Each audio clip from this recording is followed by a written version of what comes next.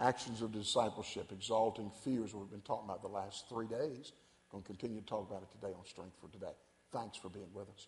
We talked about 2 days ago exalting fear, realizing the love, the power, and the judgment of God is all fair, and he's there with us. We talked about yesterday, God was there for a trickster named Joseph, a guy who was deserted by his family named Joseph, and Moses, who was leading a bunch of rebels.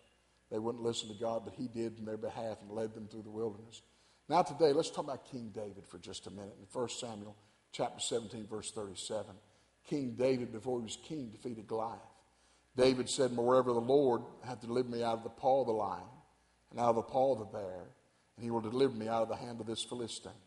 And Saul said to David, "Go, and the Lord be with thee." Isn't it wonderful to know that whatever giant's in our life, in our way today, that God's got the rock to kill that giant. We've just got to sling it and have faith that God will take that rock where it needs to go. King David had that faith that if God could help him with a lion and out of the hand of a bear, that he could definitely help him defeat the Philistine. Then there was Nehemiah who came to rebuild Jerusalem. Nehemiah 22, verse 20. And then answered I unto them and said, "The God of heaven, he will prosper us. Therefore we, his servants, will arise and build, but ye have no portion and no right, no memorial in Jerusalem." The walls were torn down. Jerusalem was destroyed. It was a ghost town. But their vision was to rebuild the city of Jerusalem. And guess what? Nehemiah did it by the hand of those people. And in 52, 53 days, the walls were up and done. I don't know what task you have today that may seem bigger than you are, greater than you are, but I promise you, it is not too big for God. There was Hananiah, Mishael, and Azariah in Daniel chapter 3, verse 17. "If it be so, our God whom we serve is able to deliver us from the burning fiery furnace, and he will deliver us out of thine hand, O king." He was also there for Daniel. He was also there for Shadrach, Meshach, and Abednego. He was there in the time of the fiery furnace when they were sentenced to death, but they lived through it by the power of Almighty God.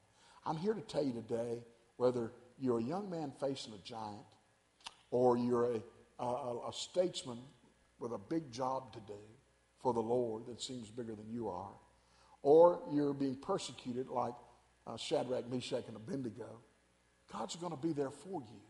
He's never going to leave you nor forsake you. He's going to be by your side. Realize his love. It is unending. Realize his power. It is unmeasurable. Realize his judgment. He knows what's going on in your life, and he's fair. And he said he would see you through. Just wait upon the Lord and renew your strength. You shall mount up with wings as eagle. You shall run and not be weary. You shall run and not faint. Be faithful to God.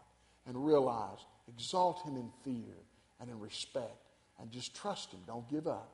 Don't let the devil trick you. Don't make him let you think that a miracle is an illusion. God works miracles. He does illusions.